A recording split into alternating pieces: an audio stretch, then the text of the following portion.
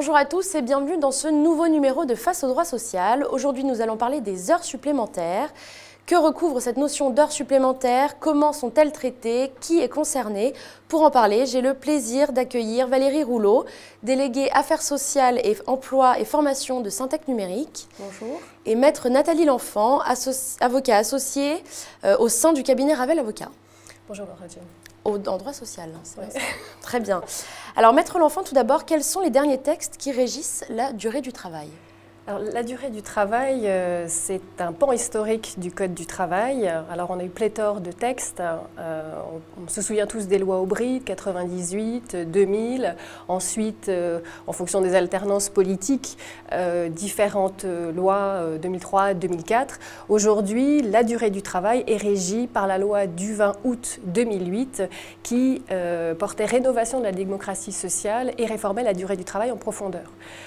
Un point particulier sur cette loi, c'est qu'elle a mis l'accent, elle a fait la place belle à l'accord d'entreprise et les entreprises peuvent, en matière de durée du travail, s'écarter même en négatif, je dirais de manière moins favorable, aux dispositions de la convention collective.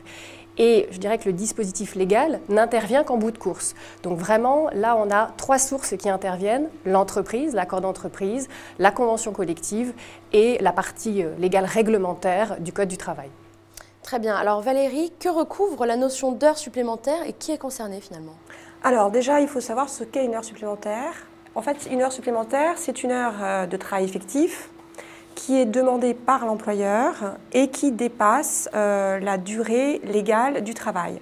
Donc il faut déjà qu'il y ait ces trois conditions cumulatives, en sachant que la demande de l'employeur, la jurisprudence considère qu'elle n'a pas forcément à être explicite, ça peut être de façon totalement implicite.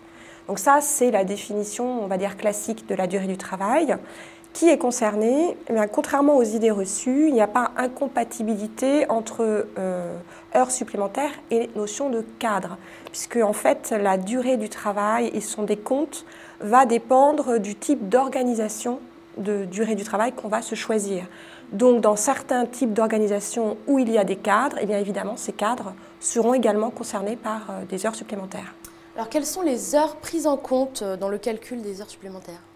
Alors, les heures prises en compte dans le calcul des heures supplémentaires se calculent en fait en fonction d'un cadre de référence. Et en droit du social, il y a deux cadres de référence. Un cadre hebdomadaire, qui est la semaine. Donc, le seuil de déclenchement de l'heure supplémentaire, ça va être 35 heures. Donc 35 heures n'est pas une durée obligatoire au-delà de laquelle on ne peut pas travailler. 35 heures, c'est le seuil de déclenchement des heures supplémentaires.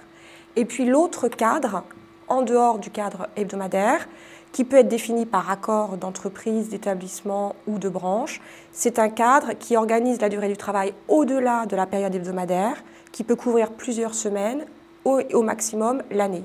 Et donc, par exemple, dans un cadre annuel, est une heure supplémentaire, une heure qui est effectuée au-delà de 1607 heures par an. Très bien. Alors, maître L'Enfant, qu'est-ce que le contingent individuel annuel d'heures supplémentaires?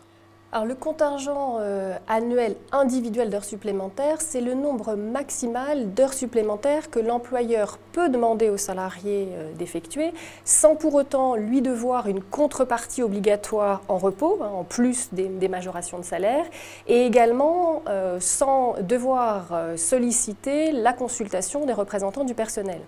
Alors, ce contingent annuel d'heures supplémentaires, il a été profondément, là encore, modifié dans son régime par la loi du 20 août 2008, puisque on a inversé la donne. C'est d'abord le contingent qui est prévu conventionnellement, c'est-à-dire par l'accord d'entreprise en premier lieu, ou à défaut la convention collective, ou à défaut, encore une fois, le Code du travail. Et dans le Code du travail, il est aujourd'hui à 220 heures par an et par salarié.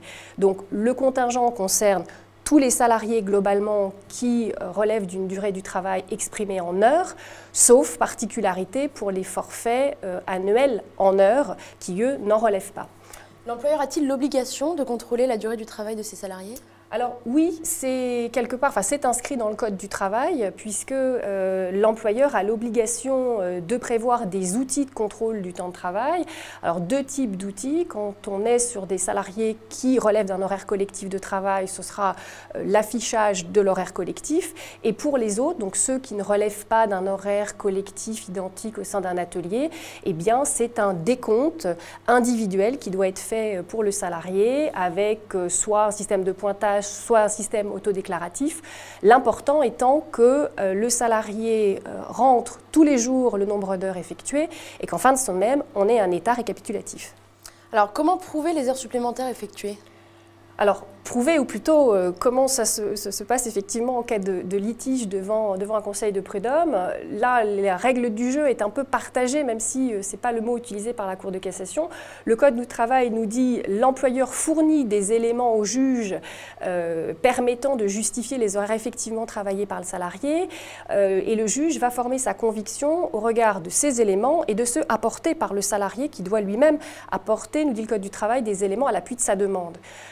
Ça a posé tellement de difficultés en pratique que la Cour de cassation est venue nous expliquer, préciser que la charge de la preuve n'incombe spécialement à aucune des 2 parties, que le salarié, premier temps, doit apporter des éléments suffisamment précis, on nous l'a redit en janvier 2014, pour étayer sa demande.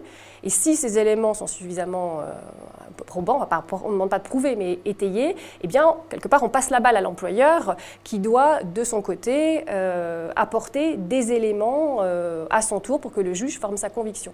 Et ce qui est important pour les entreprises, c'est vraiment de savoir qu'on ne peut pas se borner côté entreprise à contester les décomptes apportés en face. Donc ça rejoint la problématique du contrôle, l'importance du contrôle de la durée du travail.